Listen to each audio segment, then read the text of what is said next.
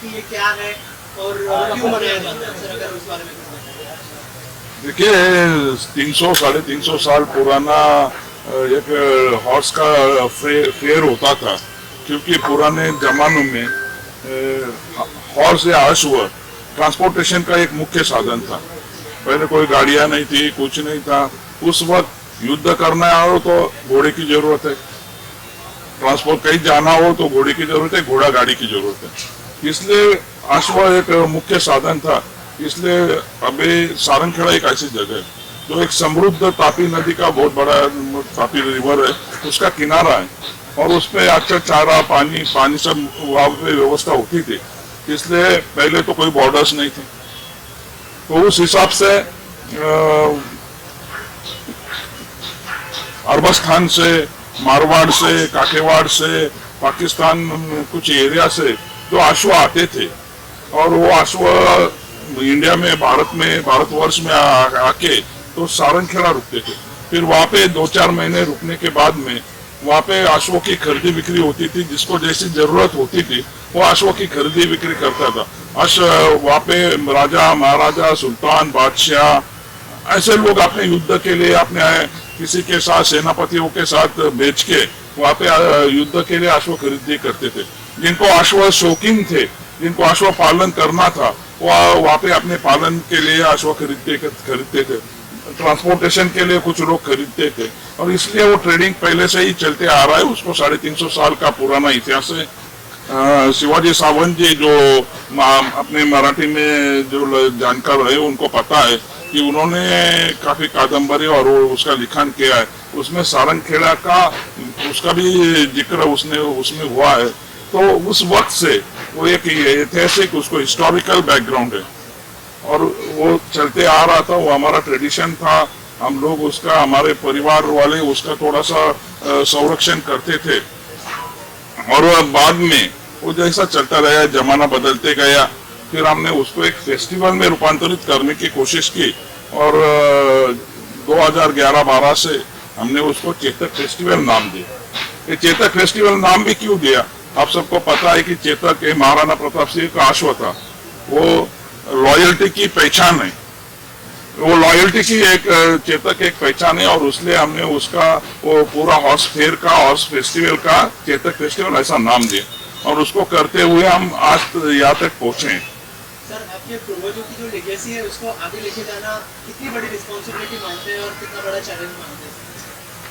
मेरे पूर्वजों की कहने से तो ऐसा है कि सारे पूर्वजों की, क्योंकि अश्व इंसान का, मानव का दोस्त तरीके से पहचाना जाता है, तो वो लेगेसी है। लोग भूलने लग गए। कुछ दिनों में छोटे बच्चों को पूछे कि घोड़ा कैसा होता है, तो वो बताएगा कैसा होता है। तो ये पहचान हमारी जो भारतीय संस्कृति की पहचान है, भारत का इतिहास है, उसको, उसकी पहचान बरकरार रखना हम सबका कर्तव्य है, और उसको हम पार कर रहे हैं। उसके लिए हम, हमारी जिम्मेदारी जो है, हम वो जिम्मेदारी निभा रहे हैं। सर, हमारे देश में जो है सबसे बड़ा हिस्सा अभी यूथ का है, तो यूथ के लिए क्या क्या नई चीजें आप लोगों ने इंक्लूड की है इस फेस्टिवल में, अगर उस बारे में बताएं। इस बार चेतक फेस्टिवल में हमने जो हमारा 3 सप्ताह का होने वाला है, 3 वीक्स का होने वाला है, उसमें हमारा जो 3rd वीक है, हमने वो एजुकेशनल और यूथ फेयर करके उसको हमने रखा है पूरा 7 डेज का। और उसमें हम वहाँ पे जो करियर गाइडेंस के वो कुछ इंस्पिरेशनल हो, ऐसा कुछ सेमिनार्स वहाँ पे रखने वाले, और उसके साथ साथ में हम इक्विस्टेरियन स्पोर्ट्स भी रखने वाले, क्योंकि इक्विस्टेरियन स्पोर्ट्स के बारे में महाराष्ट्र में अभी हम काफी पीछे हैं, क्योंकि महाराष्ट्र की पुलिस या उसमें अभी भी अश्व दल नहीं। कई राज्यों में, कई स्टेट में पुलिस में 5% उसका रिजर्वेशन होता है नौकरी में। जो इक्विस्टेरियन स्पोर्ट्स में जो बच्चे अच्छे होते हैं उनके लिए मिलिट्री में भी उसका रिजर्वेशन है, और उसी लिए हम पीछे। अभी तक महाराष्ट्र स्टेट ने भी इक्विस्टेरियन स्पोर्ट्स को ग्रीट नहीं किया, अभी जाहिर नहीं किया। तो हमारी पहली तो मांग ये होगी कि जो इक्विस्टेरियन स्पोर्ट्स है उसको भी उसका खेल का दर्जा दिया जाए। वो जो रिकॉग्नाइजेशन इतर दूसरे राज्यों में, वो भी पूरे अपने महाराष्ट्र में उसके लिए उसकी भी पहल की जाए।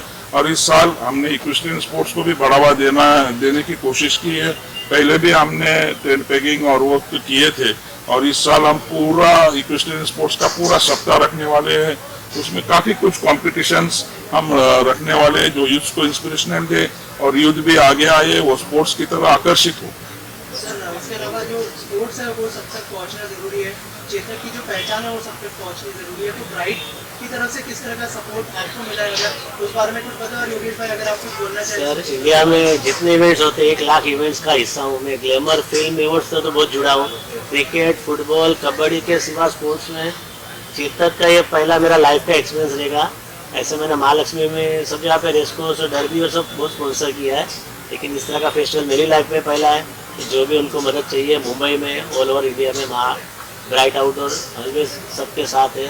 और मेरे को बहुत खुशी है कि मैं कितने अच्छे इवेंट का हिस्सा हूँ और उनके साथ जुड़ा हूँ। सर ब्राइट की तरफ से किस तरह का सपोर्ट मिला है आपको इस बारे में? मैं तो पहले ही उनका आई एम वेरी थैंकफुल और मैं उनका धन्यवाद देता हूँ कि ब्राइट हमारे साथ आया है और चेतक के साथ जुड़ते हुए ब्राइट और चेतक ये दोनों के नाम रोशन होंगे।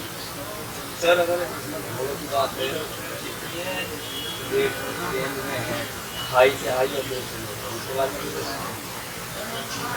चेतक फेस्टिवल ऐसा है कि आपको वहाँ पे 50,000 से 10 करोड़ 11 करोड़ का घोड़ा भी देखने मिलेगा। वहाँ पे 3,500 अश्व होते हैं करीबन, हर कलर के, हर ब्रीड के, हर जात के जो इंडिया में पाए जाते हैं, वो वहाँ पे आपको एक ही टेंट के नीचे आपको सब देखने को मिलेगा।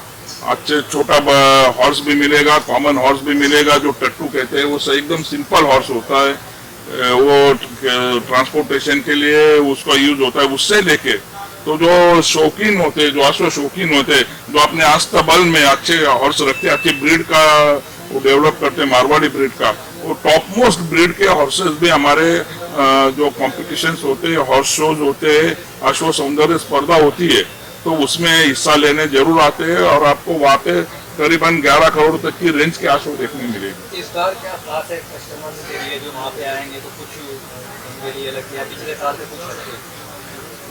देखिए हम हर साल उसको अपडेट करने की कोशिश करते हैं और उसमें मीडिया का काफी बड़ा रोल रहा है। मीडिया हमें पहले से ही काफी अच्छा उसमें सहयोग करता आ रहा है, तो इस साल हमने उसमें काफी चेंजेस भी किए। और हम पहले कैसा था कि हम हमारी तरफ से जैसा होता था वो करते थे, फिर अभी उसमें हम काफी चेंजेस बदलाव करते, काफी लोग हमसे जुड़ रहे हैं। अभी ब्राइट वाले जैसे जुड़ गए वैसे अनेक लोग, ये कारवा चलता जा रहा है और उसमें जो बहुत बड़े बड़े चेंजेस हम इसमें कर रहे हैं, क्योंकि ये एक अश्व फेस्टिवल है। ये कभी आप इंडिया में आपको कहीं देखने मिलेगा नहीं, 2-3 जगह होता है, पर उसमें सारंगखेड़ा भी काफी आगे आ रहा है और काफी सबसे बड़ा अश्व फेस्टिवल जो है वो चेतक फेस्टिवल है।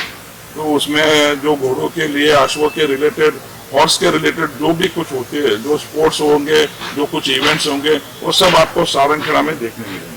सर जैसे ये 300 सालों से हो रहा है और शायद से बहुत बड़ी अचीवमेंट है और लोगों में बहुत ज़्यादा इस बारे में अवेयरनेस नहीं है।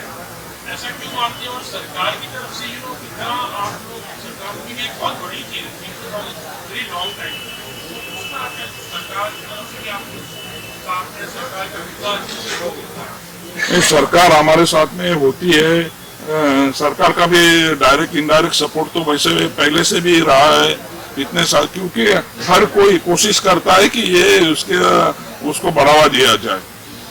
ये 300 साल पुराना है, ज्यादा करके उसको हम मीडिया के सामने लाए नहीं थे। जब हमारे जैसे यूथ उसमें आगे आ गए तो हमने उसको आगे लाने की कोशिश की और आगे लाने की कोशिश की, एक लिमिट्स थे। जैसे जैसे आगे बढ़ते गए आज हम मुंबई तक यहाँ पे प्रेस हो रही है, तो ये भी एक बड़ी अचीवमेंट है। शायद इसके बाद दुनिया तो जानने लगेगी कि ये कितना बड़ा फेस्टिवल है और कितना थ्रिलिंग फेस्टिवल है। सर सारंगखेड़ा के अलावा और कौन से स्टेट में हम लोग ये प्लान कर रहे हैं जो फेस्टिवल निकाला है, क्या क्या और प्लान्स है आगे के? सर हम एक वर्ल्ड का लॉन्गेस्ट इक्वेंट रैली करने की हमने उसका प्लानिंग भी हमारा चल रहा है। वो शायद चंडीगढ़ से टू सारंगखेड़ा जो 1400-1500 किलोमीटर का एक रैली होगा और उसमें जो इंडिजिनियस ब्रीड है, भारतीय अश्व जाति है, उसको बढ़ावा देने के लिए, और वो हमारा 75वां अमृत महोत्सव वर्ष है आजादी का, उसके बैकग्राउंड के लिए हम वहाँ से करीबन 6 स्टेट्स में और एक यूनियन टेरिटरी में हमारा वो रैली जो 25-30 घोड़ों से लेके वो चलता सारंगखेड़ा तक आएगा। पहले अभी मेरे बाजू में बैठे हुए सिमरनजीत सिंह जी, इनके सुपुत्र राजवीर सिंह, उन्होंने 500 किलोमीटर का बच्चा है 14 इयर्स का, उसने 500 किलोमीटर का घोड़े पे राइड करके 6 दिन में सारंगखेड़ा आया था। और माननीय तब देवेंद्र फडणवीस जी मुख्यमंत्री थे, उन्होंने उसका स्वागत भी किया। तो ऐसे ही हम जो कुछ बच्चे जो अश्व के लिए प्रति प्यार रखते हैं और कुछ करना चाहते हैं, हम हमेशा ही चेतक फेस्टिवल और उनको बढ़ावा देते आया। मेरा नाम सिमरनजीत सिंह है, मैं अकोला महाराष्ट्र से हूँ और मुन्ना दादा के साथ सारंगखेड़ा फेस्टिवल में स्पोर्ट्स और यूथ अवेयरनेस की तरफ मेरा ज़्यादा ध्यान है। जैसे मुन्ना दादा ने कहा कि इस साल हम लोग स्पोर्ट्स का जो वीक है वो यूथ इसके तरफ ज़्यादा से ज़्यादा अपना रुझान दिखाए और इस बार हम स्टेट को अपील कर रहे हैं कि जो सारंगखेड़ा में इक्विस्टेरियन स्पोर्ट्स होने वाले हैं उसको एटलीस्ट इंटर स्टेट का कंपटीशन का दर्जा दिया जाए, ताकि वहाँ जो भी पार्टिसिपेट करे उसको एक सर्टिफिकेट मिले और उसकी कोई अहमियत हो जो उसको एकेडमिक्स में आगे हेल्पफुल हो। मुन्ना दादा के प्रयत्न से हम लोग यही वीक में गवर्नमेंट के साथ भी कम्युनिकेशन करने वाले हैं और मेरे साथ जो हमारे स्पोर्ट्स को देखने वाले mister Nabeel, who is also present here, is also record holder for India. इन्होंने काफ़ी सारे स्पोर्ट्स किए यूथ के साथ। तो we together as a team हम लोग कुछ ऐसे स्पोर्ट्स लेके आएंगे जो कन्वीनियंट भी है और आमतौर पे जो बच्चों को खेलने के लिए बहुत सरकारी परमिशनें, आर्मी का बैकअप या पुलिस का बैकअप लगता है, उसके बावजूद उसको इजी एक्सेस देंगे स्पोर्ट्स का। मुन्ना दादा का एक और प्रोजेक्ट है कि महाराष्ट्र में हॉर्स प्रीमियर लीग शुरू हो, तो वो भी जल्द सारंगखेड़ा से किक स्टार्ट होगी। महंगा शौक नहीं है, महंगा स्पोर्ट्स कह सकते हैं। कोई भी शौक और कोई भी स्पोर्ट्स महंगा नहीं है अगर वो आपके बच्चे को फेम देता है। सही मानिए क्रिकेट से तो सस्ता ही है। Okay, thank you so much.